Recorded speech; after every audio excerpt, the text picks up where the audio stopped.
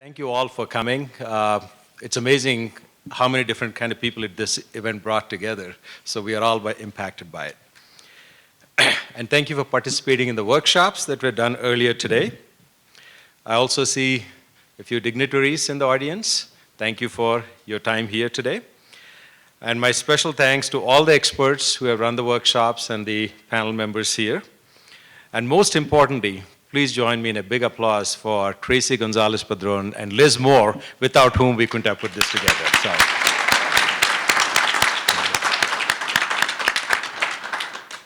The Daniels Fund Ethics Initiative in the College of Business is a resource for principle-based ethics education, serving students, educators, business leaders, and community at large. So we don't keep the initiative for ourselves. We really want this to be across the boards, helping others as well. Based on Bill Daniels' personal commitment to ethics and integrity, the Daniels Fund established the Ethics Initiative in 2010 with 8 business schools at universities in Colorado, New Mexico, Wyoming, and Utah. The College of Business at UCCS is one of the 8 original participating schools when we started in 2010. And as a result of the success of the first initiative grant, which we ran for 5 years, they started a new initiative or continued the initiative by adding 2 more business schools and a law school to it. So we have 10 business schools and 1 law school, really moving this ethics consortium forward. And I'm also delighted to share that we'll also be announcing a more Southern Colorado initiative in the future. The Daniels Fund Ethics Initiative promotes principles as a constant foundation for personal and organizational ethical decision-making and leadership across all the stakeholders we affect. And this is why we want to bring relevant issues like what we're talking today to your presence and see we have a healthy discussion about how we move forward in these areas. At this point, I would like to introduce Dr. Tracy Gonzalez-Padron, the director of the Daniels Fund Ethics Initiative, to introduce our moderator. Tracy.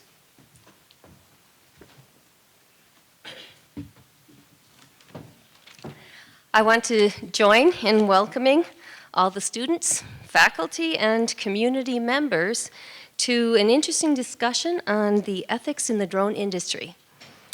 The primary objective of the Daniels Fund Ethics Initiative at UCCS is student learning. It's in the classroom and outside of the classroom. So engaging with the community and business leaders, we strive to have a robust dialogue on ethical decision-making and ethical leadership. So we want you to be an active participation in this panel discussion. Now, I am also an associate professor in the College of Business. And most professors will not tell you to do this. But I want you to get your cell phones out. And I want you to be texting during this event. You should have on your chair a handout with 3 questions. And it's real, if you need glasses or you need to ask somebody, we have student ambassadors that will help you. But there is a number at the top. It starts with a 6, it's a phone number, and you text message to that phone number the number below your choice. The first question, for instance, is, where do you think the most ethical issues are in drone usage? We want to know what you think before our panelists start talking, okay? So there's 3 questions, and you can text your answers to those at any time. You don't have to wait. And when it's time to discuss this issue, on the screen, we will see what this audience thinks. How many of you think that the ethics are with the military or with public safety, or if, anybody think about parents monitoring your children's, we're already doing it with cell phones, right? You could have a drone follow your child to kindergarten. We will also have time for Q&A. You have a card on your seat, and we would ask you to jot down a question or 2 that you have. And our student ambassadors around the room will collect them at the end of the panel discussion. I want to recognize all the people who made this event possible, including Liz Moore of the Ethics Initiative at UCCS, our event services and catering, which did an excellent array of food for you, and the student ambassadors from the College of Engineering, ROTC, and the Student Center for Public Trust, as well as the U.S. Air Force Academy.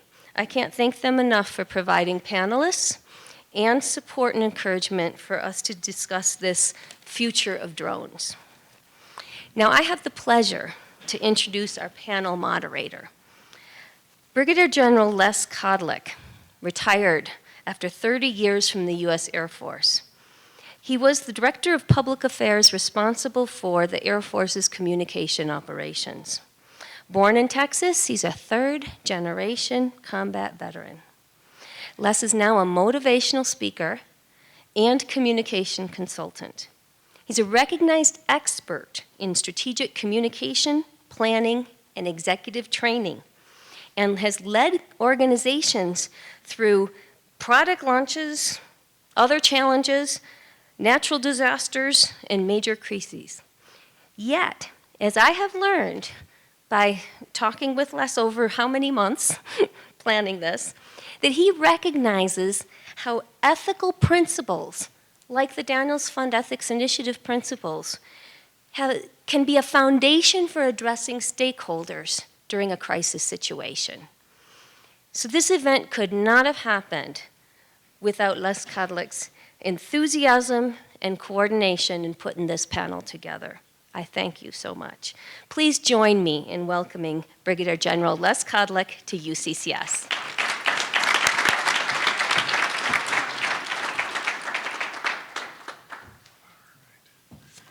Good afternoon, everybody. What an exciting time to be in Colorado. I, like many others, I want to welcome you to the panel discussion on the future of drones and where does it intersect with business ethics. It's an important topic, and it promises to be a lively discussion. Even as we were talking among the panelists and the staff ourselves, we're having some give and take about some of the issues and the questions and that kind of stuff, and I'm very excited to see where all this goes. I want to commend UCCS, the College of Business, and the Daniels Fund's Ethics Initiative for hosting the event and having the conversation about the ethical implications of a technology that is experiencing explosive growth, and I'll talk more about that. Dean already kind of overviewed the agenda, but I wanted to mention specifically the workshops, and you'll get to hear the workshop facilitators outbrief those discussions, but as you can imagine, it goes into a bunch of different areas, and so what we did was provide the students an opportunity to participate in workshops including sports, design and innovation, public and private business, partnering, security, and of course the ethical implications. As Tracy mentioned, we want you to participate in this discussion, so in addition to the polling questions, which are kind of interesting, it'll be curious to see what your results are, there are question cards in your chairs. We'd ask you to fill those out. The student ambassadors will pick them up, we'll collect them, and at the end of the panel discussion and a few questions we have for them, we'll get to the Q&A from the crowd. Albert Einstein once said, "You can't solve a problem on the same level it was created. You have to rise above it to the next level."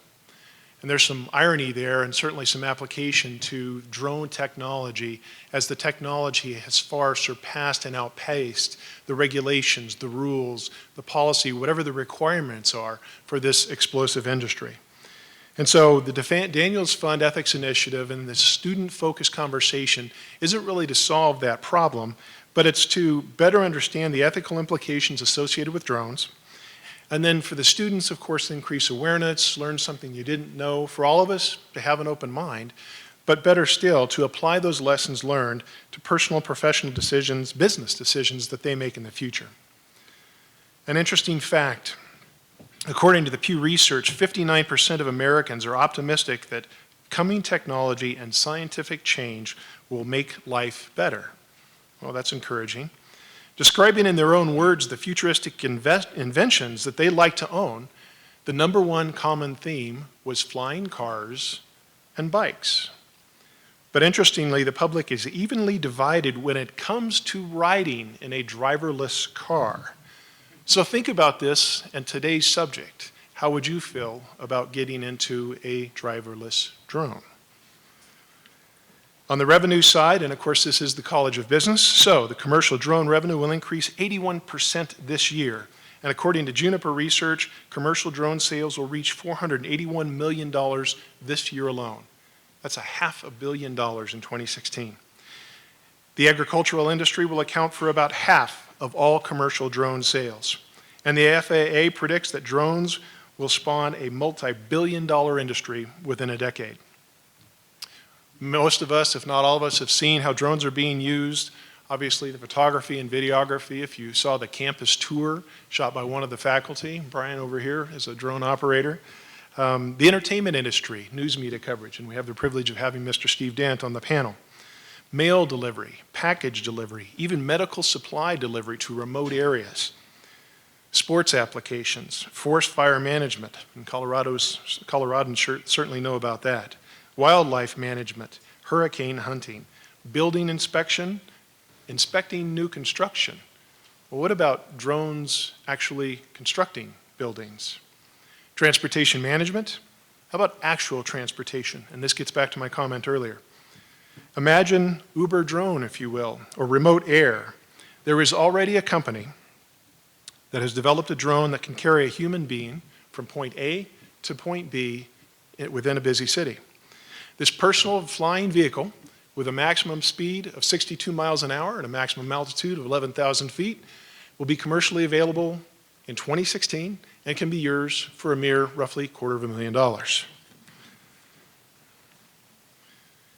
But the question of drones is really starts more fundamentally than that, and what is that?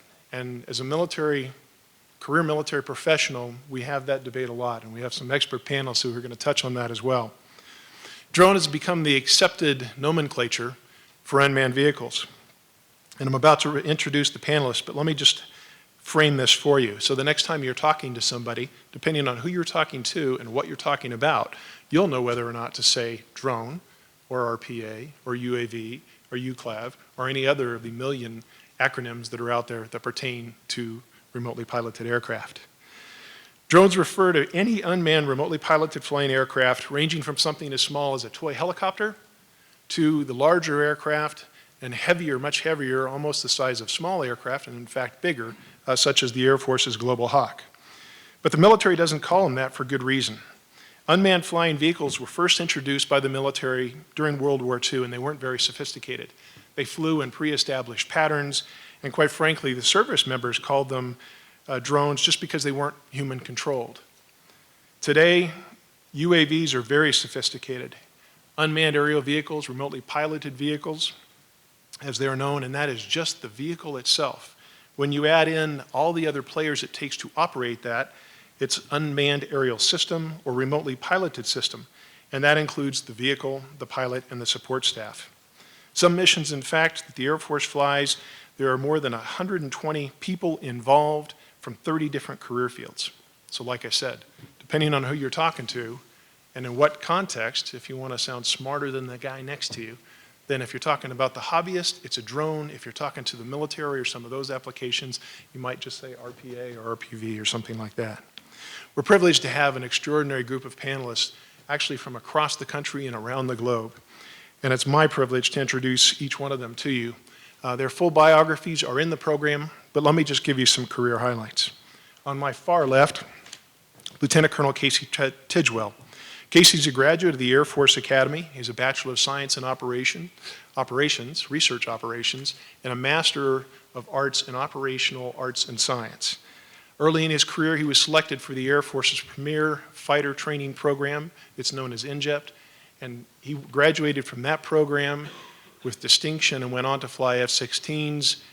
He's amassed more than 800 hours in the aircraft, participating in Operation Noble Evil, flying combat air patrols over the United States. He also flew drug interdiction missions. So after 800 hours in the F-16, Casey's transitioned to RPA operations, where he has flown the MQ-1, the MQ-9, and the RQ-170. He has approximately 1,700 hours operating these platforms. In addition to his operational experience, he has spent time in the Pentagon at the policy level, and he was in fact the career field manager for our PAs. Ladies and gentlemen, Casey Tidgwell.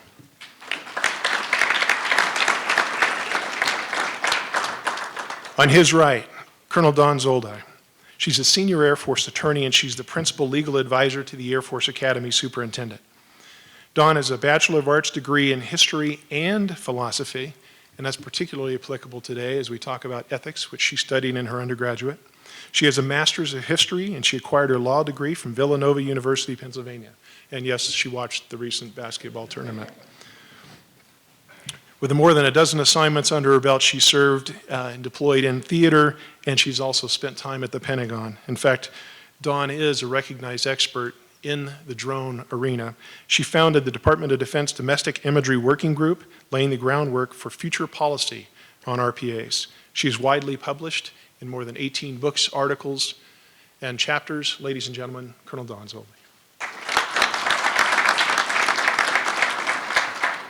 On her right, Dr. Andrew Ketstever, who's a professor of Department of Mechanical and Aerospace Engineering. Dr. Ketstever received his PhD from the University of Southern California, and he is very accustomed to being on the leading edge of technology. He previously worked with the Air Force Research Lab in California, and he has particular expertise, and I will be able to say these things, expertise in advanced propulsion design, I said I could say it, rarefied gas dynamics, microfluids, and micropropulsion, and microspacecraft design, and many other areas. And he and I were talking about the application of all of his experience to drone technology and the nanotechnology involved. And so as an expert engineer, a distinguished career, we have Dr. Andrew Ketstever. On his right, Mr. Romeo Dersher. Romeo is the Director of Education for DJI. He works to promote the safe use of technology, educating businesses and government entities about what drones can and cannot do. He was born and raised in Switzerland. He has advanced degrees in finance, and he was motivated at an early age to work with NASA. So he moved to sunny California. He held a number of jobs, and then started working for a global program as a global program manager at Flextronics International. He joined Stanford University in 2002 to work with NASA on their sun-observing mission. So he achieved his dream. And you can talk to Romeo about education and pursuing your dreams. It's a fascinating conversation. Ladies and gentlemen, Mr. Romeo Dorsher. Finally, closest to me, Mr. Steve Dant is the president and general manager of Fox 21. Mr. Dant has a degree in communication from the University of Delaware and almost 30 years of general management experience in small, medium, and large markets. He's worked as a reporter, a producer, and a manager. It's safe to say he's been around all facets of media functioning, but specifically television. And to his credit, he leads the first and only news outlet in Colorado to use drone technology, which is interesting because to do so, they're kind of paving the way, following strict requirements from both the Federal Communications Commission and the FAA. And in operating their drone, and he'll tell you more about this, requires at least 2 people at any time. So the pilot of the craft, if you will, is not distracted by also trying to film and observe whatever the activity or the news event is. Steve is a proud Vietnam veteran. He believes in giving back to the community, which is in part why he's here with us today. Ladies and gentlemen, Mr. Steve Dant. So with that as the groundwork and the framework for our discussion, I will start with a question for each one of our panelists and give them a couple minutes to answer that, and then we'll go through all questions. As we're doing that, you'll see the polling questions, which will appear here momentarily. They're being queued. But let me start with the question. So for our panelists, like many innovations, drone technology has its origins in the military and quickly transitioned to the commercial sector. According to Business Insider, the economic impact of UAVs is estimated to be more than $5 billion within the next 10 years, and that's in the United States alone. The opportunities of this technology also have significant ethical implications about their use. Lieutenant Colonel Tidgwell, we'll start with you. The question is, what are the ethical implications that you encounter in your use of drones? And then let me pass you a microphone so you can do that, and then we'll have to just shoot that. All right, sir, thanks. So I think I'll answer that question from the aspect of, we'll just call it armed drone use in the military. Like the general said, that's what I've done here for a while now, but I've come at it from both the manned side of the house and the drone side, if you will. I know we use the term remotely piloted aircraft or RPA. I'll just use drone for simplicity here. From my perspective, it's ensuring that we continue to use air power ethically and legally with our drones, just like we do for our manned aircraft. And I'll tell you, from what I've seen, the Air Force does a great job, and will continue to do so in the future, regardless of the platform that we're using to deliver that air power, if you will. And the reason is this. First off is training. So we have a path for pilots who are going to go fly manned aircraft, and we have a path for folks who are going to go fly drones. There's a few in the audience from the Air Force Academy and others that are headed off to do that here in the near future. And the training, while different, is very similar. And so the Air Force has very systematically gone through to ensure that it has a training pipeline program that allows itself to self-certify its pilots to fly in the national airspace and fly the whole gamut of missions that we do with our manned aircraft. So the training's very similar. We also use drones for many of the same missions. So as an F-16 pilot, I trained in a wide variety of missions that I was ready to go do. And today I teach folks to do the same thing with drones such as the MQ-9 Reaper or the MQ-1 Predator. One of my favorite missions to fly actually is called Close Air Support. And I like that because it's flying in support of the troops on the ground, right? Because I'm all about trying to save the American and coalition lives out there. So as we go out there and fly it, it doesn't matter if I was in my F-16 or in my MQ-9, I fly the mission exactly the same. I use the same procedures.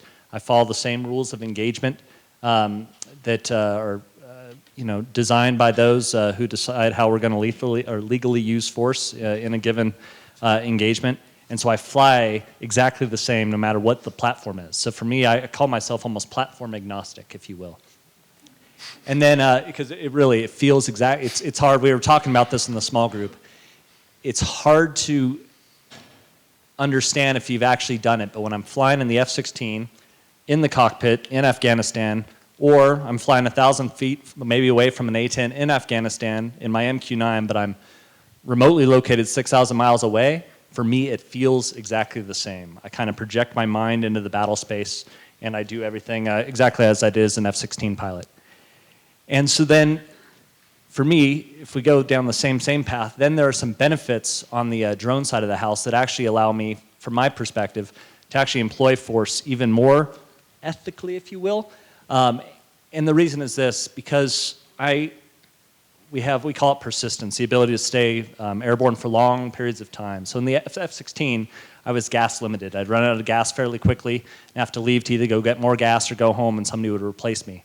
If I can stay airborne for over 20 hours in the MQ-9, I can stay over a building or whatnot and wait for the right time. If the point has come that we're going to take some action against somebody and use lethal force, then I can wait until the right time occurs.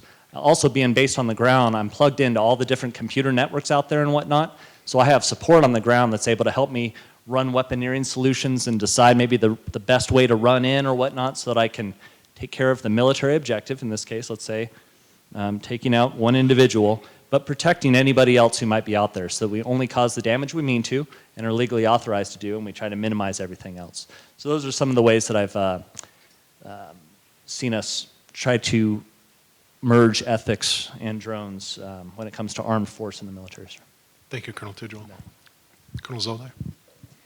I'm going to take you across the pond and do the 180 analysis of that, which is domestic use, right? So when people think about the DoD and the assets that we have that are actually here at home, one big concern, and we talk about this in our small group, is privacy. And so, how do you protect people's privacy as you're training? Because, when we're home, at home station in the military, we have to, what we call organize, train, and equip the combat forces then to be employed, right, in combat operations. And so a lot of that training is occurring in the United States. And so what is the framework, what is the paradigm that we use to make sure that, we're not spying on American citizens as we're doing this training? Because when you think about it, you heard Colonel Tidwell talk about, that loiter ability and the ability to see things on the ground. So these assets have sensors. And how are we using those sensors in the United States in a way that society will approve of?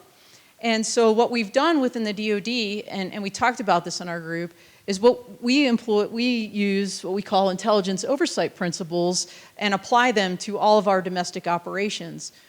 Intelligence oversight is something that came about way back in the day after Watergate and some other activities where military members were infiltrating small assemblies and whatnot and reporting back. There was a Church Commission report and an executive order called Executive Order 12333 that was established at that time that really applied to intelligence agencies. And what it does is it sets up this, what I'll call a 4-part framework that we now apply to all domestic operations with UAS and the DoD. And that 4-part framework for intelligence oversight is this: collection, retention, dissemination, and oversight. And so when we talk about this collection, who are you collecting on? What are you looking at? Is it an authorized mission? These are all things that we think about and that we have to abide by before we can fly something in the United States. Dissemination, who's getting to see it? You know, is it just official use? Are there media representatives, for example? Are we passing the footage to media that we took from a drone? Thirdly, retention. How long are you keeping that imagery? General rule is 90 days or less, unless there's a really good reason to keep it, and usually an intelligence reason to keep it. So that's something. We're not keeping it on our systems, creating this big data, you know, compilation of information on all kinds of U.S. citizens. We're not doing that because we're applying this. And the last thing is oversight. So if you violate any of these kind of principles and precepts, which, by the way, I think are very lashed up with the Daniels Ethics Initiative concepts and principles, those reports go directly to Congress. So and that's a pretty big deal. So if you're a wing commander or you're an Army post commander and you've used an asset in a way that doesn't comply with these principles, and you know, it gets investigated and it gets reported all the way up to the highest levels of government. So those are the ways that the DoD domestically is ensuring that we protect privacy principles. And I think we're pretty transparent about that, and I think that's probably a great practice, and we talked about that in our group, and I won't steal Constantine's thunder for the next panel, but in my humble opinion, this is a great framework that can also apply to commercial business, quite frankly. Even though we're government, privacy is something that people worry about, and it doesn't matter whether it's law enforcement or the DoD or Google or Amazon flying a drone. People are going to be concerned about if one flies over their backyard, where's that information going? So that's what I wanted to talk about a little bit, was privacy and how I think the DoD is really a perfect exemplar of protecting that in this arena. Right. Thank you, Colonel Zolde. Dr. Ketstever, as an engineer, please. So it used to be that as an engineer, sorry, I'm trying to fly under the radar here and not get blinded. We'll see if we can't do anything with the light there. I don't know if we can. It used to be that as an engineer you could divorce yourself from the idea of ethics. And that is just certainly not the case anymore. In fact, it's getting to be such that our undergraduates in our mechanical engineering program cannot graduate without having a course, either from the business school or from us in mechanical engineering, without having a course in ethics. Engineering ethics is viewed by some as different from the ethics of philosophy or business, and yet it's exactly the same. So there is a time now when engineering and ethics are really merged. No longer can I develop a technology and just not worry about what's going to happen with it.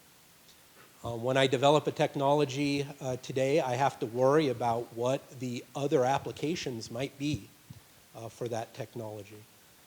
Does it stop me from developing the technology? In some cases it has, and in others it hasn't. I also came from a background of being an engineer for the United States Air Force for about 20 years before I came here. And the ethical dilemmas of developing technology within the Department of Defense are also things that weigh on an engineer. And I have developed technology for UAVs. I don't know, drones used to be a 4-letter word. I guess now it's acceptable. But developing this technology for drones and some of the ethical implications of doing that. And one of the things that allows me to sleep well at night is knowing that the leadership that's using this technology is really got the best interest of the country at heart. If that were to ever change, of course, then the ethical dilemmas for engineers becomes even more difficult. So as an engineer developing technology, it seems like an odd place for me to be involved in an ethics initiative. And yet it's exactly where engineers ought to be. And there ought to be more engineers doing this. I'll leave it at that and let another technology developer answer further. Mr. Dorscher, as the Director of Education for DJI, is ethics part of what you talk about? Please go ahead. So this is definitely a very interesting opportunity for me right now, because we have not only government on this stage here, but we have military on this stage, and we have research, and we have media, and then we have the Chinese drone manufacturer. It's talking about ethical.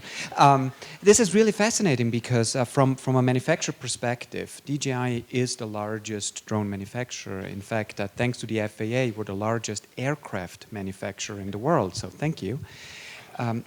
There are definitely a lot of questions that arise, and here in the United States, we talk a lot about privacy. And I'm going to give you just some thoughts, because we're so concerned about the privacy aspect of this technology, but yet any ground-based camera, there are so many cameras just here right now taking images and videotaping. We walk outside, we have surveillance cameras that are out there.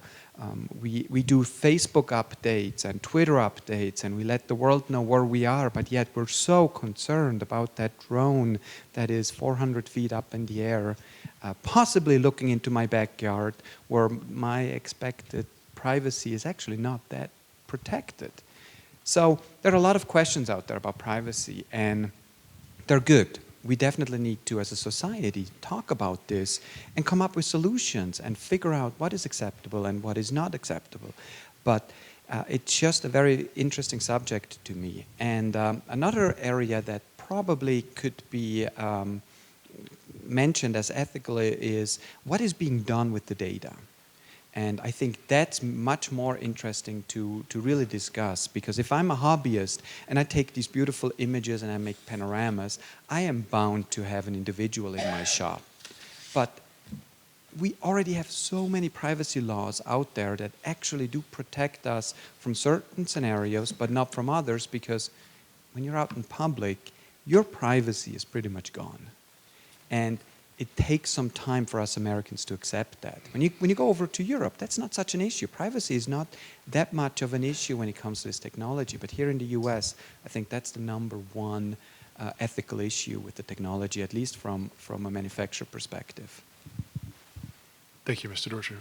Mr. Dant, leading the way for news media outlets using drones, please. Wow, leave me with that. Your privacy is pretty much gone. and I'm the media guy here. So journalism 101, all journalism students study, okay, where does privacy end and the public's right to know begin? And we wrestle with that issue, literally every day. Every media outlet does. And so this is another technology that adds to our news gathering capability that we will again have to wrestle with and how to learn how to best use, and that's what we're going through right now. I mean, I'm old enough to remember in order to turn the channel on the TV, you had to walk across the room. So, and some of you have no idea what I'm talking about. But there's always been new technology come into our business through the last few decades. It used to be a big deal if you had a microwave truck that you could get live video from the scene of something that was going on.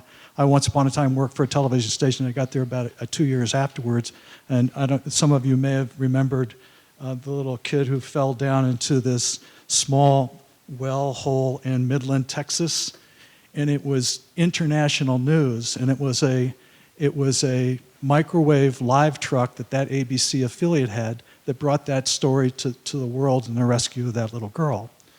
Well, I see the same application with drones ultimately down the road. We're going to be able to bring news to you from a viewpoint that you would never be able to get it before.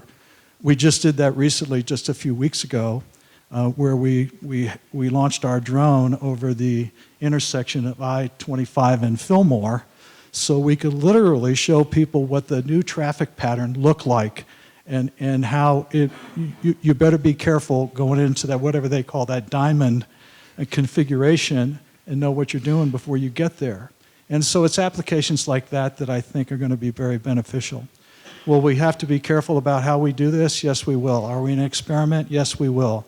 In fact, as mentioned earlier, we're one of the first TV stations in the country to get this. So this is an experiment with the FAA handing a license to a television station. By the way, our drone pilot's right there, Jason.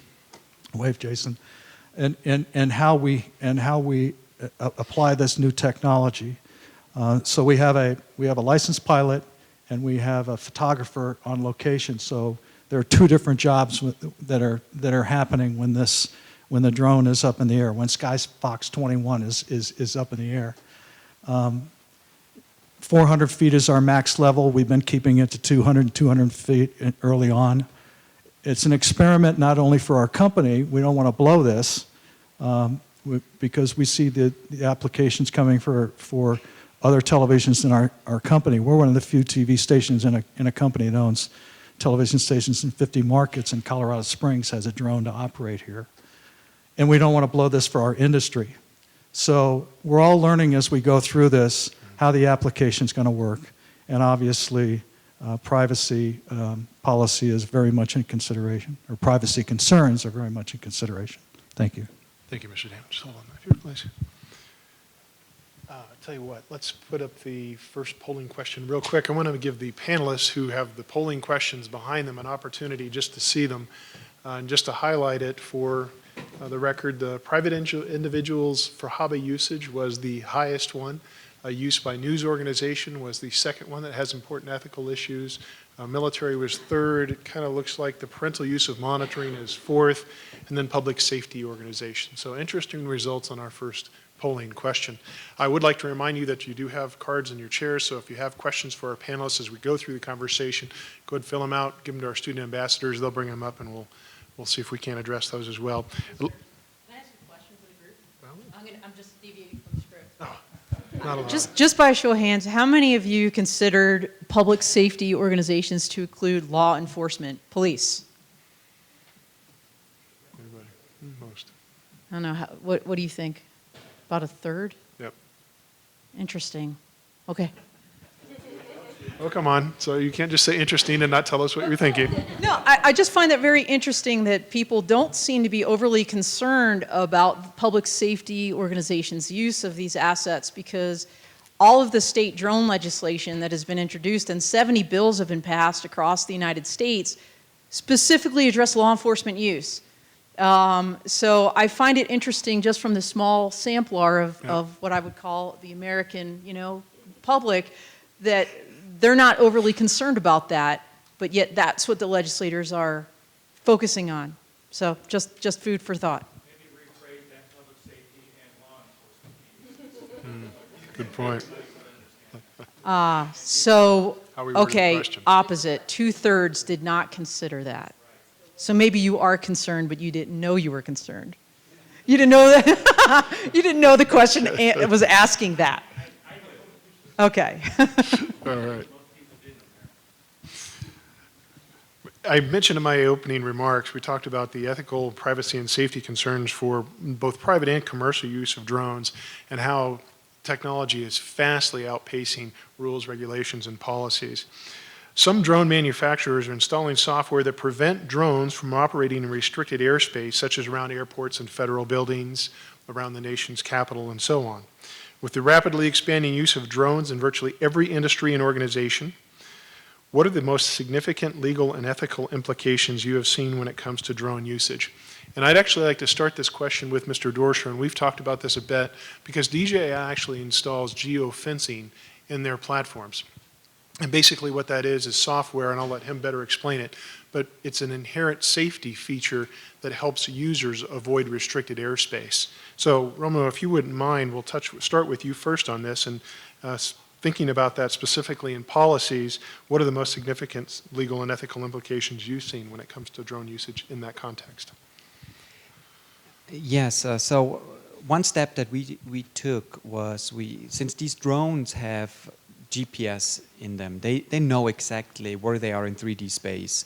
So we have the opportunity to limit where they can and where they cannot fly. So let's say 5-mile radius around an airport, we set up a no-fly zone. So if you're on the outside of that radius and you want to fly in, you're in essence hitting an invisible wall. Your machine will not go inside. If you're inside and you want to take off, it will not let you take off because we geofenced that area. Now this is an interesting technology and an interesting way of looking at things. And as far as I know, this is the only technology that we limit to do that. So is that good or is that bad? And I have mixed feelings, to be honest. I think it is great that we do limit it, because it lets the person not enter a certain area who doesn't have the information that he or she is not supposed to be in there. So it keeps us a little bit more safe. But on the other hand, we're also limiting the technology.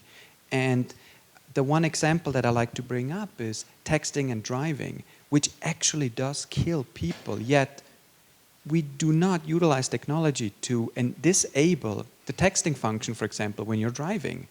So is it the right thing to do or is it not the right thing to do? We have come up with somewhat of a middle way, and we will be introducing a different type of geofencing where you can actually self-authorize yourself to fly in a certain no-fly zone. So if you have appropriate approvals, you can then self-authorize yourself to fly, let's say, the 2 miles away from an airport after having gotten all the necessary approvals. And we believe that is more of a middle road that will help commercial entities, but also help people who are concerned about the technology. And so it's quite an interesting scenario to be in. Perfect. Mr. Dant, I'd like to ask you to pile on from that, but in a slightly different perspective.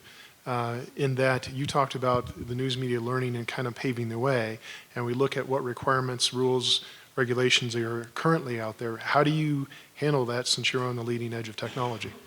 Well, we fly under pretty strict rules. We file a flight plan before we launch the drone. There are restricted areas where we can't get near, military bases and airports being top on the list. Again, we restrict our drone to 250 feet. We can move it to 400 feet, and we're slowly going to move our way up to that altitude as we get more sure of ourselves with regard to what we're doing here. But if our license violates any of these requirements, he puts his flying license in jeopardy, and we face fines as an organization if we're not complying with FAA rules. So it's to us, I mean, that's almost a good thing, I think, because we're going to walk before we run here, and it's baby steps at this point. But we're learning how to operate the technology, and we've already provided some, I think, pretty good information to the community that they would not have gotten previously. Perfect. Colonel Zoldi, you know I was going to pick on you because we're talking about law. When it comes to violations or those kind of things, and you were in the beginning stages of helping DoD establish its guidelines, from your perspective, What's the biggest challenge? I mean, you're making up policies to a technology that's not there yet. So are you talking about internal violation of the DoD or, for No, just example, commercial violations? More broadly, yeah. I mean, it could tie the DoD certainly, but more broadly, implications and how do you find responsibility, to Romeo's point? Okay, so I'm going to give the lawyer answer. It depends. No, seriously, it depends on who's flying and what they're doing, right? So if you're talking commercial use and there's some kind of violation, it's going to be typically a violation of an FAA regulation, and the FAA has administrative fines. Now there's some other, criminal penalties, but it has to be pretty significant to rise to that level and really tied into a different statute. Like, for example, and the DOJ could get involved, hypothetically speaking. If you're using a UAV to commit a crime that's already on the books, okay? If it's an individual or a company that's doing something like that, it could actually fall under one of the existing statutes for prosecution purposes. I think the challenge is really the kind of the private user, the hobbyist, and that was, I think, your last slide. There was a lot of concern from the audience expressed about the individual private user and what are the ramifications for them, for example, spying in your backyard. And that's, again, it's going to depend on the state law and the privacy laws that are on the books. We were talking over lunch about trespass, right? So, for example, I'll give you an example in the federal arena. The federal trespass statute is actually very ground-centric. So, hypothetically speaking, if you fly over a federal installation, I'd be, as a lawyer at the Air Force Academy, very hard-pressed to say you trespassed, even though you think that would make sense, right? You just flew over the installation maybe without approval. So I think that's part of the challenge, as you suggested earlier, is that the laws have not necessarily, they weren't written to address this kind of issue.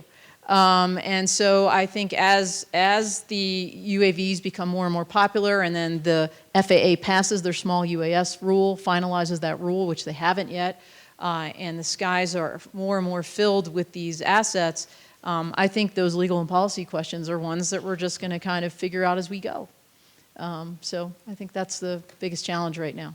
Perfect. There's a case actually on the East Coast, we'll avoid saying the state, but a young man was innovative enough to put a handgun and fire it from a drone. Then he proceeded to put a flamethrower on it. So that particular jurisdiction and county are deciding whether or not to put guidelines that do not prohibit the use of arming hobby drones in that application. So it's interesting. Absolutely. And a lot of states actually that have passed drone legislation do address, occasionally they will address private users, and for the most part they will say no weaponized drones, whether law enforcement or private. And the same with DoD, we're not permitted to use weaponized drones in the United States unless it's for training under very constrained, like on our ranges. Mr. Dant, you had a comment. Just so you know, we have been in touch with local law enforcement, met with the police here, with the fire department, and briefed them on the technology and covering stories, and they've been pretty open to what we're about to do, or what we have been doing. The fire department in particular said just give us a heads up and let us know you're coming, and it's fine by us. One of the things that you should know in terms of one of the other restrictions, we have to have permission to launch from your property. So, for instance, when we were covering a wildfire 6-8 weeks ago out east of Colorado Springs, we got permission from the owner of that ranch before we launched that drone. When we did the story over Fillmore I-25 intersection, we launched from the Come and Go gas station there. We got permission from that operator there to launch that drone, and we shot most of that from above their location. Perfect. Okay, could we show the polling questions real quick for our last one? I want to give the panelists the opportunity to see the results there. So again, the question was, in 2015, 60% of homeowners said they would not want their neighbor to have a drone. How likely are you to buy a drone? And by a pretty decent margin, 30-some% already have one, and about 40% don't plan to own one, and then within a year or 2 years, oh, wait, the numbers are changing as we speak. So interesting results. There you go. And folks, I appreciate your indulgence. What I'm trying to do is show the polling results and then put up the other slide so it's not as bright on our panelists. So we'll keep showing these. But I'd like to transition to the next question, and this one is more focused on, for Dr. Ketz-Dever and Colonel Tidwell. I'd be very interested in your perspective. When we talk about the future of drone technology, what do you envision will be the most innovative use of drones in the next 10 years? And then do you see a time, I mentioned Uber Air or drone airlines, do you see a time when people will use pilotless commercial aircraft? If so, how far off might that be? I'll start since I have the microphone. I don't think we're too far off from the day that you will be flying in a pilotless commercial aircraft. We are short in the next 20 years about 5,000 pilots. We're not producing enough pilots, not only in this country but worldwide. So there is a desperate shortage once retirements start to pile on in pilots for manned aircraft. And so I think that just by the very nature, by necessity, we're going to start to see this happening. Now, whether you're willing to get on a plane that doesn't have a pilot is another issue. Some might argue, some engineers might argue, that those planes might actually be safer. They're not going to go down in the middle of the Indian Ocean because the computer has decided that it doesn't want to live anymore. So there are issues like that where the necessity is going to overpower potentially your desire not to get into a pilotless aircraft. I think one of the most interesting uses of this technology is going to be the cooperation between drones to do things that a single drone can't do. We're already seeing this in space with spacecraft, with small spacecraft, a gaggle of small spacecraft that are doing missions better than a single large spacecraft can do. And I think that there's a lot of areas where cooperation between UAVs will enhance their operational capability. To be able to fly into a hurricane, for example, and figure out what's going on throughout the extent of the hurricane, to do that with a single plane is much more difficult than to do it with a bunch of unmanned vehicles acting in concert with each other. Search and rescue is another area. So I think that what you're going to see, hello? I think that what you're going to see are applications for unmanned aerial vehicles where platoons of these vehicles will be able to do things that single vehicles cannot do. I think that's going to be the most exciting applications for these. Perfect. And Casey, before you respond, let me just address, let the panel look at the results of which drone application idea appeals to you. And Dr. Ketz-Dever, to your point about the necessity, riding in a drone doesn't seem particularly popular yet.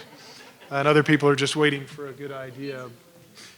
Yeah, my guess was the pizza delivery was going to be the top one, especially for college students, but evidently I'm wrong. Colonel Tidwell. All right, sir. So next 10 years. So I think the first thing we'll see on the commercial side is going to be transoceanic commercial cargo aircraft, if you will. So I think that's where it'll go first. Because I think what that'll do is that can help alleviate some of the manpower things you're seeing on the airline side of the house.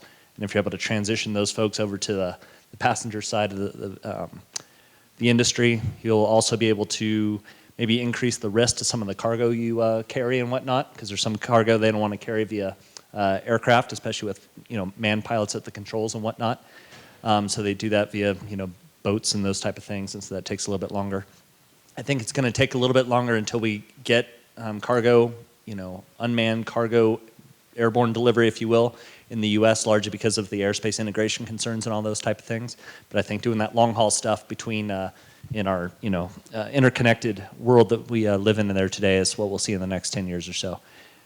Real quick story, but many years ago, what we do once in a while, because we had several operating locations we would fly from in Afghanistan, and once in a while we need to get equipment from point A to point B, but it was too big of a deal to try to schedule another aircraft to deliver it for us. So we would just put stuff underneath where the satellite dish is on the Predator. There's some extra space in there, so if you had to, take this maybe a computer from point A to point B, we just put it up there and then fly it on over, and then they'd be able to get it. So we kind of termed it PredX back in the day. So I think that was always the impetus for where we may be going in the future. And then as far as the industry, I'm a little less optimistic as far as passenger aircraft without pilots at the controls in the near term, in the next, I don't know, 30 years or so. I'll just chuck a rock out there.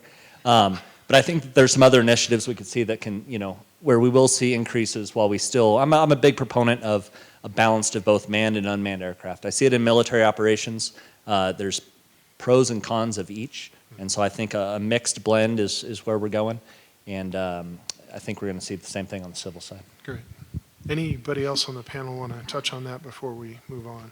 I'll just say automated pilots don't strike. So there are a lot of reasons to do that. And I think that once we start seeing automated cars, which we will, and we have already, and once we start seeing automated trains, which we have already, once we realize that we're on a boat that has no captain, air gets scarier. There's no question about that. But I think that this is going to evolve very rapidly. Now, I won't put a date on it when we'll have flights. But essentially, we're flying spacecraft to space hotels in the next 10 years. There's no pilot on those. So I think that the tolerance level is going to grow quite a bit and grow quickly. That's all. Okay. Thank you. What I'd like to do next is we will hear from I'm sorry, Romeo, were you going to? Okay. Just want to make sure I'm not missing anybody. I'd mentioned earlier on that we did a number of workshops with the students. That was sports, ethicals, implications, security, public and private business partnering, and innovation and design.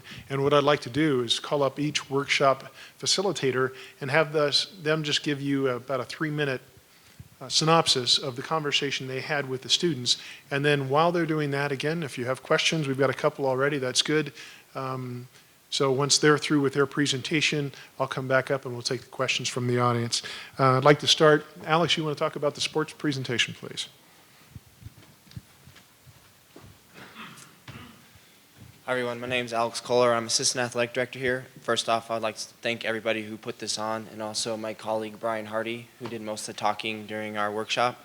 And as he said, we are in the athletic world, and so just a quick synopsis of what we talked about was ethics in sports is already, we kind of go along that fine line already, and then with drones as it is, what is keeping institutions from spying on other institutions like Regis spying on us or vice versa. We talked about health and safety. We saw a video on some crashes in a soccer arena. So health and safety of the players, spectators. We also talked about social media and how we use pictures for social media. What else did we talk about? We talked about practice and with geofences and what was the other one? Waypoint.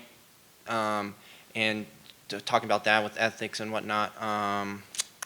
But really the biggest issue we were talking about was spying on people. I think that was really about it. I mean, as it is, technology is getting greater and greater in sports. We joked about Bill Check, how he already has 5 of these and spying on other teams. So, like I said, sports and technology, it's great right now, and in our world it's getting a little touchy with drones, and so that was really most of our topic. So Thank you, Alex. Next, the ethical implications. Dr. Steve Recca, UCCS Executive Director for the Center for Human Security. Steve? Thanks, General. A couple of quick notes here. One, thanks Lieutenant Colonel Tidwell, that was a lot of fun. I enjoyed our conversation. When we talked about global usage, it was really around the major part of the conversation was around military applications. We talked about use of force, rules of engagement. The colonel, who has extensive experience in operations, both in he mentioned flying F-16s and in remotely piloted aircraft, really hit on the point that this is a technology difference, but the rules of engagement, the applications are very, very similar. And just kind of the same key highlights we mentioned here. One of the interesting notes, again, is we tend to fuss about advancements in technology, and we have throughout history. When we went from sword fighting and hand-to-hand combat to handguns, to long-range rifles, to catapults, to artillery, to aerial bombardment, we've addressed some of these same issues. So maybe we weren't really reinventing the wheel here with unmanned aerial systems. The last point that we kind of wrestle with is, so what were the core issues really here? If we kind of agree on a lot of things, what were the core issues? And we talked about perhaps we need to find some balance in the discussion, and also what identifies some of the competing interest areas. And I listed up on the board some thoughts around efficiency, and someone mentioned profit. So there were some different motivations here. Convenience, things that we don't want to give up. We want to pay for technology to help us with those. And then the safety and security aspects, using drones for public safety, but in the homeland security world that a lot of us are thinking about, bringing some of that aspect here to the United States, of course. We think of security implications and then privacy. So the question really was, and we no firm answer, is this really a fight against privacy and security and convenience and profit and efficiency, or do we seek some kind of balance? And that was the gist of our conversation. Thanks, Joe. Mr. Constantine Dale. Mr. Deal is the CEO for UAS Colorado, a nonprofit industry business league. Thank you. So within UAS Colorado, we support industry in Colorado with respect to unmanned aircraft systems, and as such, we advise on items. For instance, also on what policies to establish inside a company. And the workshop today was a good fit for that. So the question becomes, what is today's industry doing, and what should they be doing? The majority of the, especially smaller companies that are using unmanned aircraft systems today, don't have policies in place specific to privacy. If they're lucky, they have specific policies in place with respect to safety. Most importantly, they're concerned about their cash flow and about the next business they can do to stay alive. So to give perspective, what we looked at in the workshop was, is there DoD specific policies available? Are they available that could be used in private industry? And yes, there is. There is a lot of that has been learned in the DoD that applies to private industry. There's also things that don't apply. So we distinguish the following things. Public entities, whether it is the government, military, local sheriff's office, the state, the county, have one set of rules and a different set of expectations as to what they should be looking out for. Private industry is slightly different to that. However, private industry has to have at least something in place to understand the following items, i.e., who makes the decision about a drone flight? Are all the requirements met with respect to permissions, whether they are federal or local or landowner permissions for whatever you're doing? And then the biggest question, and that was mentioned on the panel a couple times, is what happens to the data you're collecting? So other than establishing how you do an operation, how you actually decide on an operation, where you do it, the big question is what you do with the data. And that's where companies that haven't got something in place have to think about that very carefully. If it's a one-man show, one computer, then it just means there's a bunch of data on my computer and my back hard drives. But then who has access to those? Is that secure? Am I going to delete these data when I'm done with that job?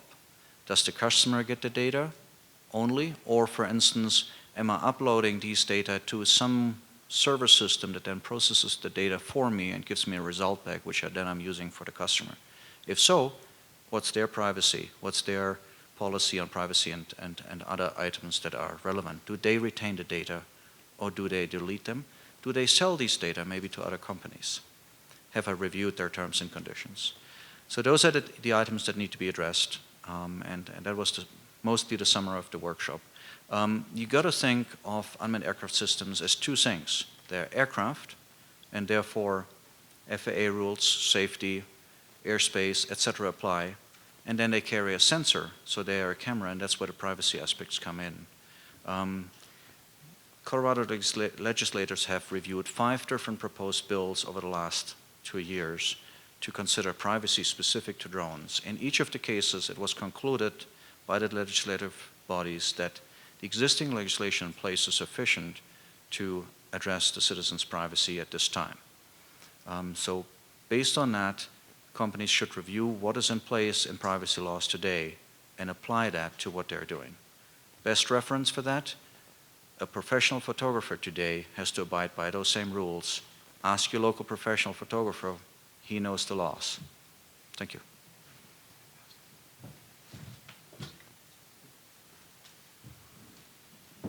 From the public and private business partnering panel, Mr. Jason Kelly. Jason is the Alamosa, Colorado County Attorney. Jason.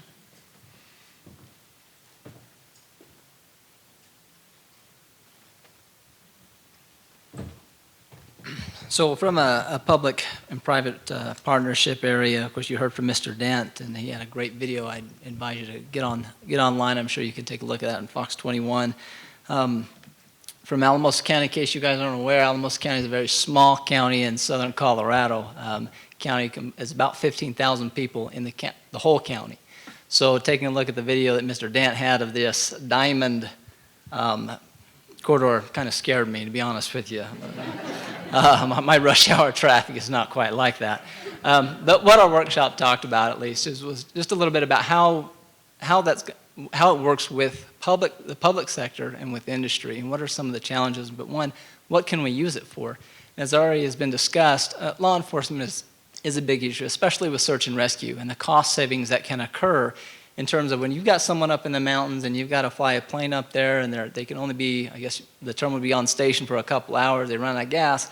Whereas if you have a drone or a UAV, they can stay up there for a long period of time. In addition to that, because of the payload capabilities, they can drop off supplies, they can give water, and that would be an incredible thing just for the psyche of the person that's lost, in terms of to know that someone is out there. So from a public perception type of idea, that's a wonderful thing. One of the things that came up in our work group is the fact of that public perception, and where we've gotten a lot of pushback is actually from private pilots.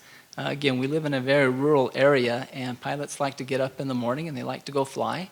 And when we have drones coming in and flying and we have some more regulation, it may impede on their ability to do that, and that has been a little bit of a pushback.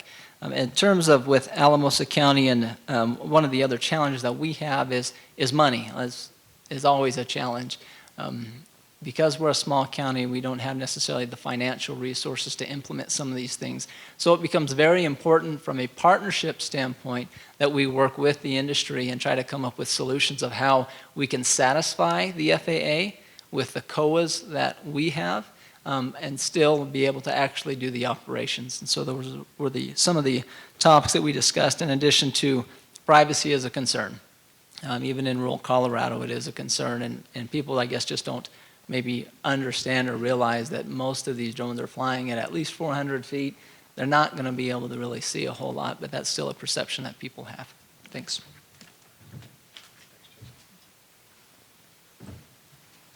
Our last panel facilitator was actually Dr. Ketstever, who's here on stage with us. Andrew, you can take, you want to come up here? You can, okay. I'm already here. Sounds good. So we were talking about design and innovation. We had 15 people in the room, and the interesting thing about that is it ranged from students to company representatives, and some of the companies were fairly new startups, and so that was very interesting. Everybody interested in the drone services area, between aerial photography or other sensor packages. Romeo, I'm going to ask you to chime in if I forget anything, but Romeo was able to bring in with him a DJI Phantom 4. So if you haven't seen one of those, he has one. And the fascinating thing about this is it's fitted with multiple arrays of sensors already. And so the technology is starting to catch up with the airframe capabilities. And one of the things that I think was universal throughout the room is that technology is always going to outdrive the ability for the legal system to keep up. And there are some ethical issues around the technology that we develop and how that's going to be used and whether it could be used inappropriately for a variety of things before the legal system is able to react. Engineering, in terms of the technology development, is really looking at sensor development. There is airframe development going on, but it's really going to be sensor packages. From the airframe side, the technology drive is to be able to lift more and to be able to stay in the air longer. And so there's a technology push, of course, for extended flight times through battery systems and other power systems. Another big driver coming in the technology area is automated control. And of course, there are some ethical issues that surround that area as well. Some of the research that we're doing here at UCCS involves looking at swarms of animals, packs of wolves, flocks of geese, and looking at using the inspiration we get from those biological systems in the automated control of unmanned systems, not just aerial vehicles, but other things. And of course, when we're dealing with these things, Stephen Hawking's warning about the machines taking over the world, there are some other ethical issues around that. So when we start to talk about automated control of these things, how are we automating them? How smart are these things? What are they going to be capable of learning? There's also a huge effort going on in the development, not just of hardware, but of software. Again, for automated control, but for other issues as well. Onboard data processing is going to be huge when you're collecting a lot of data, sending it to the ground, having somebody figure out what that data is supposed to mean, and then telling the aircraft what to do. Is going to be more and more difficult, and so onboard processing is going to be something that has to happen. And one of the things that was sort of counter to the technology argument was actually talking about the limiting technology that goes into unmanned aerial systems. So an unmanned aerial system may be capable of doing everything, but is that a good idea? How should we limit technology for the everyday user? So those were some of the ethical issues around technology that we discussed. Thanks.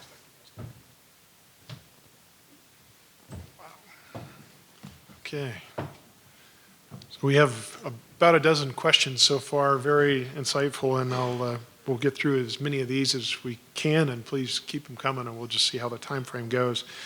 For all the panelists, and it'll fit particularly well with some of you more so than others, but the question of the difference between manned aircraft and unmanned aircraft. Manned aircraft have ways of being identified besides just size. There's transponders, they file flight plans, and so on.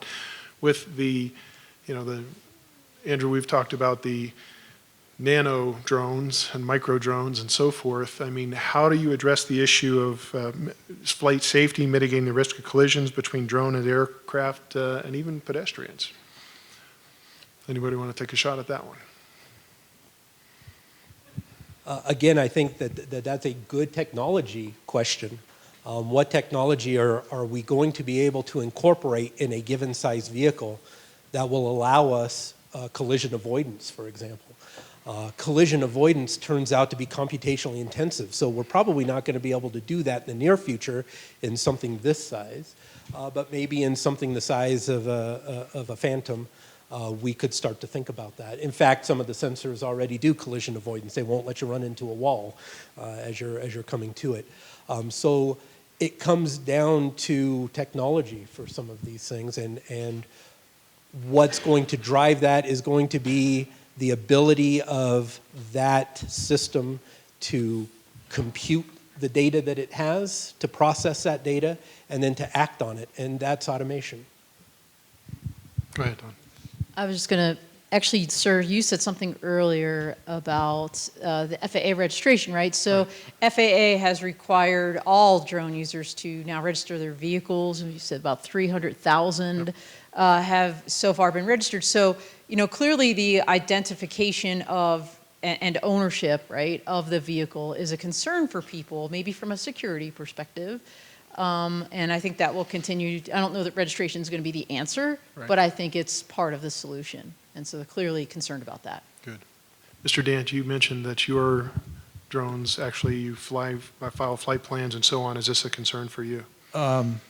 Yes. You know, we're a little different than some of the higher technology platforms that we're talking about here, and that, you know, that they're flying drones that are out of sight and thousands, in some cases millions of miles away in outer space. We have regulations that say to our pilot that that vehicle can't be out of your sight as he's standing on the ground, and that's by his eyesight, not by binoculars or some assisted seeing apparatus. So, and again, there's a second person on the ground that's operating the camera. So it's an unmanned aircraft, but it's probably got as much control on it as you can possibly have and be unmanned.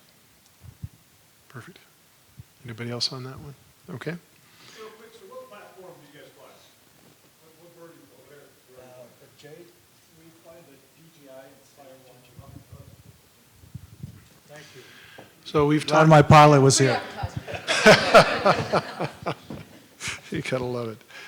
Not long ago, Colorado State had the issue with fighting fires and actually people operating drones that were inhibiting the flight path and putting aircrew and people on the ground at risk. And so we have a very good question from the audience. What's the best way to remove a drone from flight in a restricted airspace like a national forest, or, for example, a spectator flying a drone at a sporting event at Pikes Peak?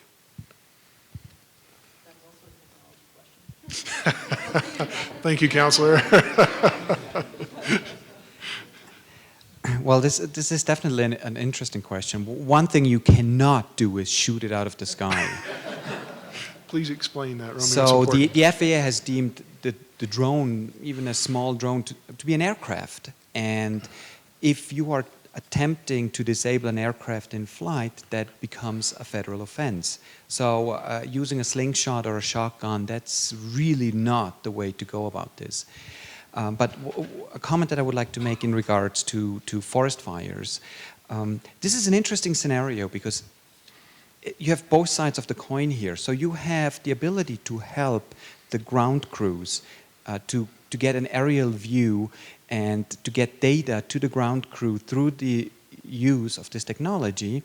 And then you have this guy that just wants to get some YouTube likes and hits, that thinks it's a great idea to fly over the fire and give it a really cool perspective and do it for fun, and causing a lot of issues in between. So this is definitely something that we have to figure out. And one thing that will help is, again, technology. That geosystem that I mentioned to you earlier, we have the ability to submit a temporary flight restriction that the FAA establishes straight through the system onto the drone. So in a matter of a very short period of time, if there is a fire and the FAA submits a temporary flight restriction, that can already be pushed down onto the platform. So that's one way of helping a scenario like that. Perfect. Anybody else on that question? Okay. This I'll put out to everybody, but I suspect a few of you will want to jump on it. What are some strategies for ensuring the cybersecurity of drones? We talked about data protection, but what's to stop somebody from hacking into a drone and stealing that data? Do you think cyber threats will slow down or speed up the implementation and the innovation of drones?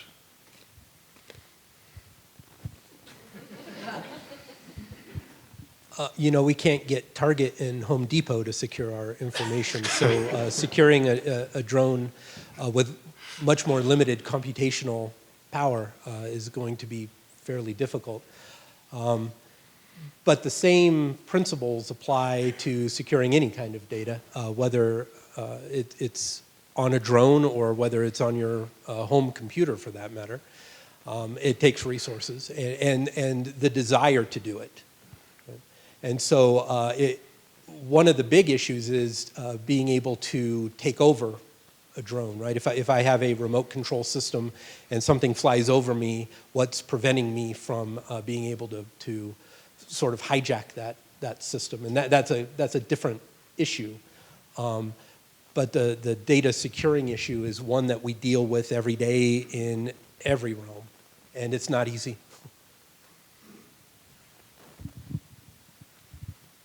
And so as you touched on, sir, the data link is the biggest difference, if you will. It's a major aircraft system that's different between a manned airplane and an unmanned airplane, is that data link that we use to control it, since we're not actually in there to physically manipulate the aircraft with the stick and such. And so that does present vulnerabilities like you talked about. And so there is a lot of effort to go into as we design these systems and whatnot, especially on the military side, to protect that data link, to prevent really it to be severed. As far as taking over, there's a whole other arena you can get into, but in general, we don't, on the military side, that's less plausible, if you will, despite what you may see on TV. What I did want to spend a moment to highlight, though, is, so what happens, right? So I'm flying out there, my data link is my tether between that and the airplane, and then suddenly, let's say the data link does go down. And it could be somebody hacks it, it could be that an HVAC system in the server room overheats, right? And so suddenly I lose link with the airplane. What happens?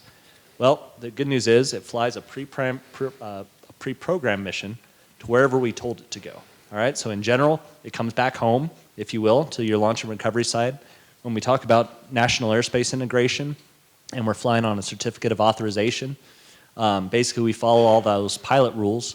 So Avenue F, right? So assigned, vectored, expected, filed.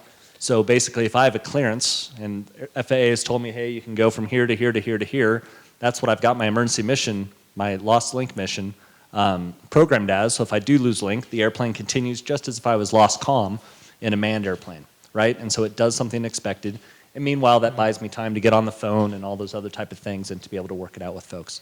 But just wanted to kind of address what happens if we do lose link with the airplane. Thank you, Colonel Tidwell. I'm looking at a panel of business professionals, so really this falls in the lap for all of you, depending on your perspective and application. So should businesses be concerned about employee use of drones at the workplace?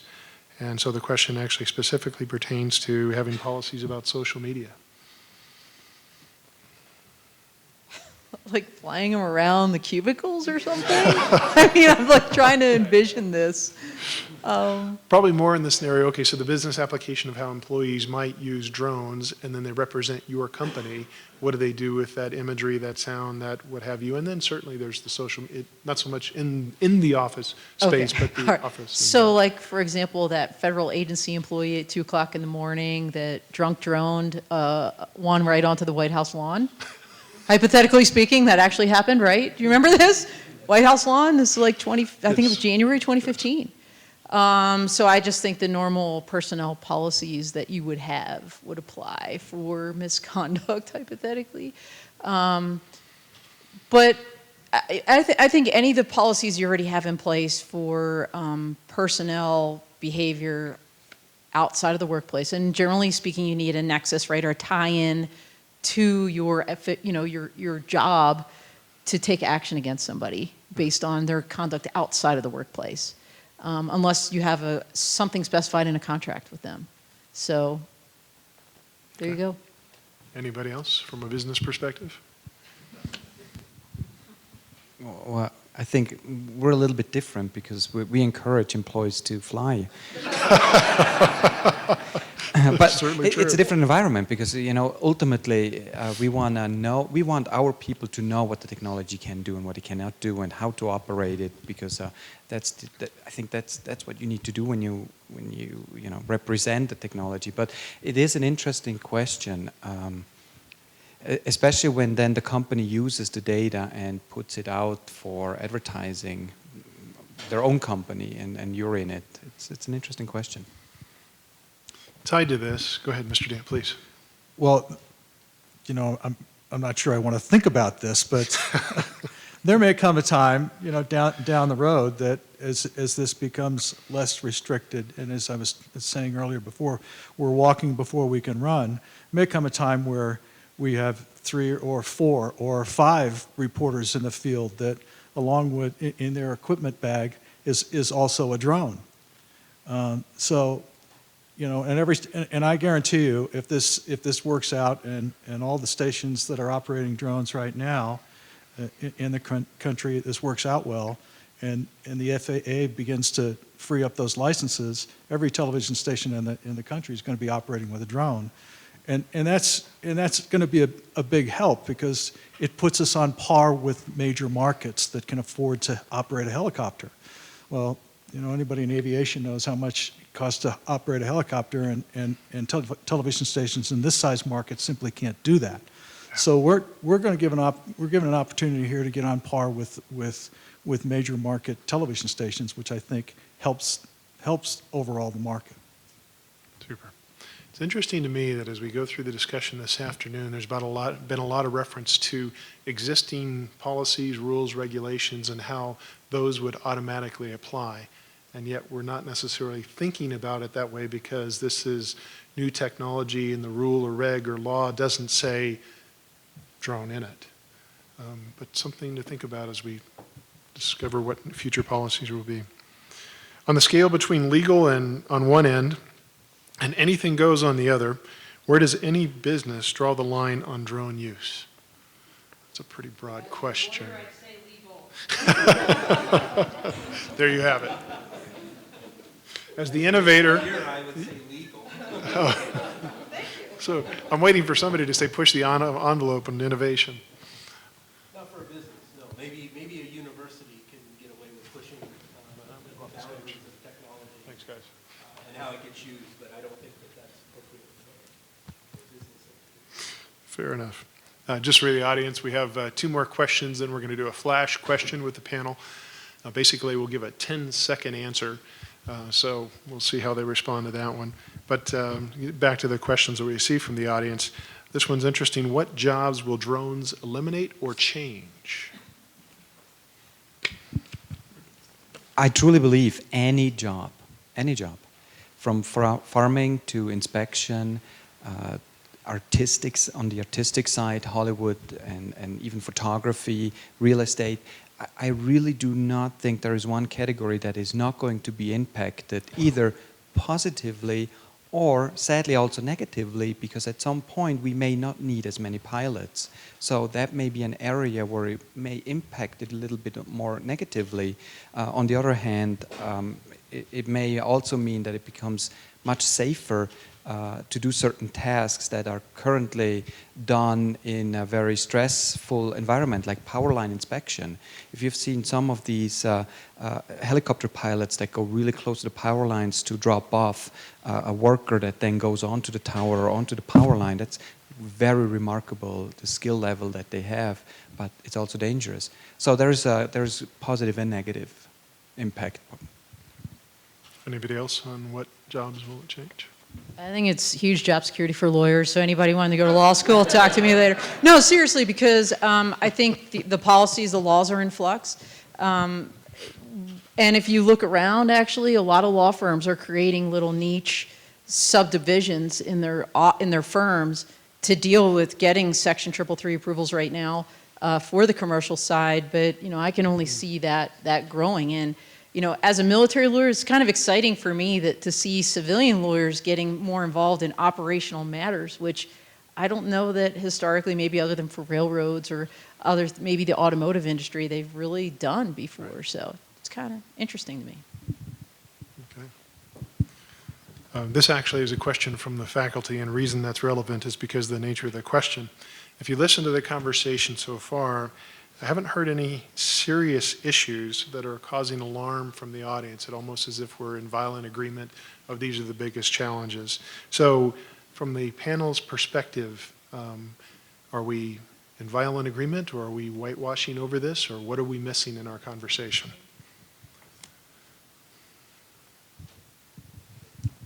When we announced that we were going to put a drone in operation in our newsroom, we were really anticipating a lot more reaction to it from the market than what we got.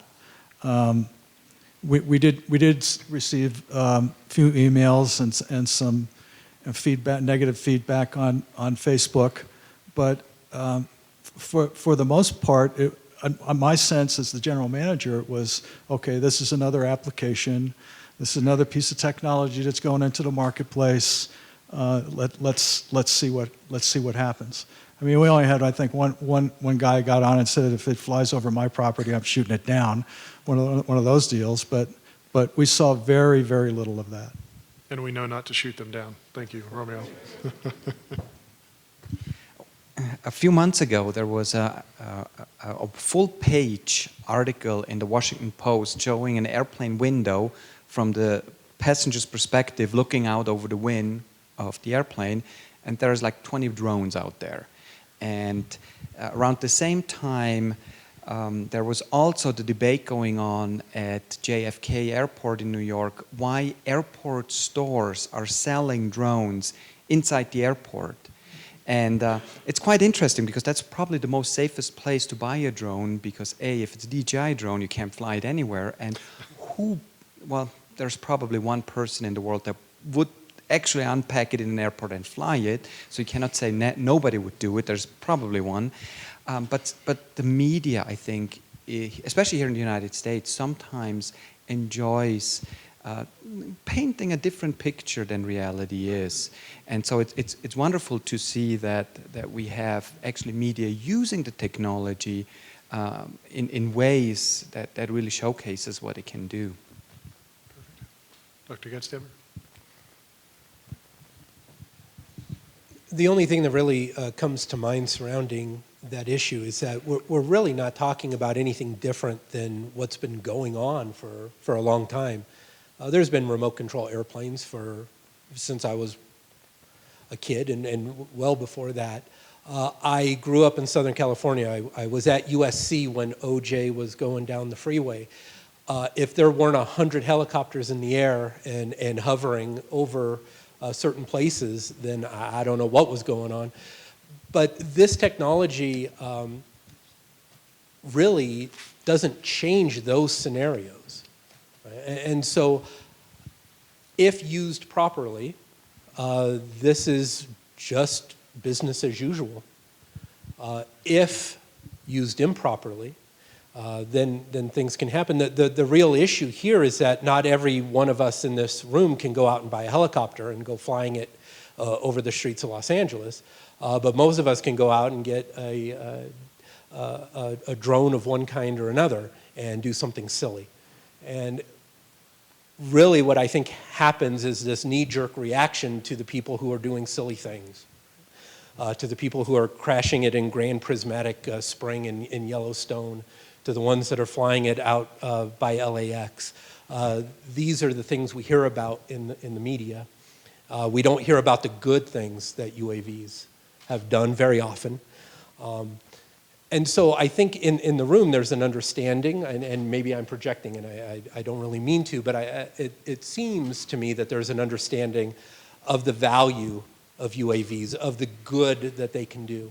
And so I don't think we're whitewashing the situation. I think we're in general agreement that there are very positive things that can happen with UAVs, but there's also some people who will do things that don't make any sense. Right. Counselor? Just to dovetail on that, I mean, we all should worry about the stupid people, right? But we should really worry about the bad people. Those are the ones that keep me up at night. You know, what are they going to do? Because as you mentioned, sir, you know, it's really the democratization of air power. Really, anybody in any garage, and what are they going to do with it? And how do you defend against that?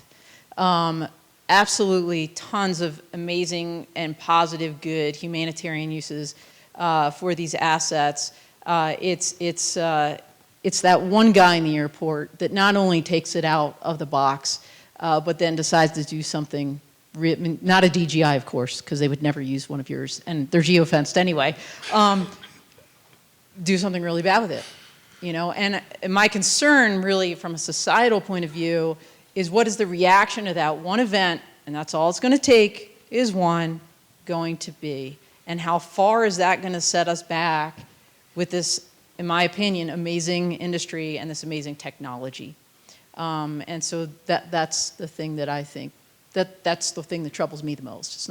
It's not so much the silly people, it's the really bad people.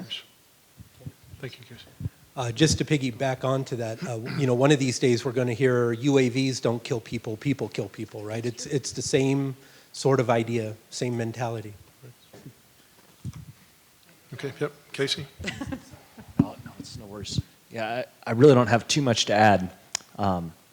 Again, from my perspective, as you watch over the course of history, as one side gets technology, then the other side develops technology, and it continues to go back and forth. So I think we're at a point in time where we, America, you know, have this technology, but it won't be long before others, you know, do as well and develop, and then something else will come beyond that. So the one thing that will stick with me that the doctor mentioned was the as we focus on being an innovative society and all that, and so we develop all these new technologies down the road, really looking at the second and third order effects of what might this be able to be used in the future. And yeah, that'll be the thing that I think would be a good one to walk away from all this with. Perfect. Okay, actually, Casey, why don't you hold on to that? So you'll be our first responder to the flash question, and we actually had one from the audience. I'd mentioned to you folks to think about in a 10-second answer what the future of drones are, and actually I'll share this audience question.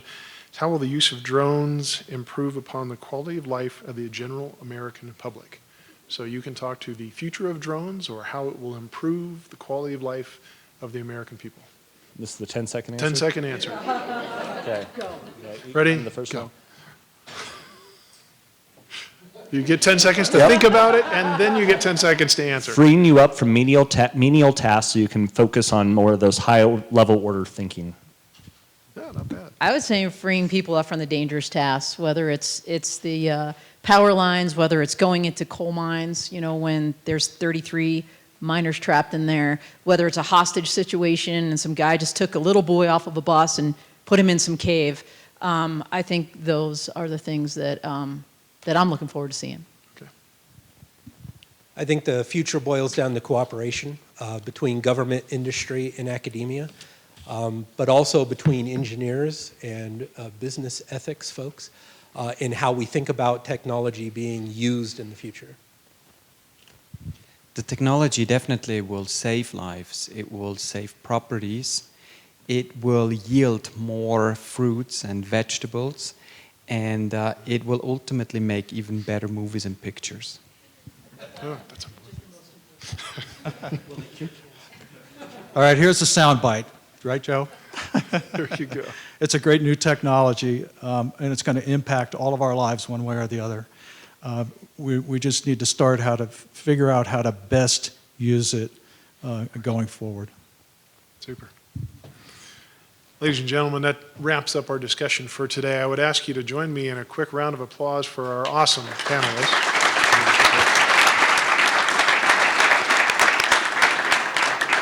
I want to thank you for your questions. They were very insightful, and I appreciate UCCS the opportunity to be the Daniels Fund Ethics Initiative moderator for today. I want to bring Dr. Gonzalez-Padron back up to bid you farewell. Don't have to say too much.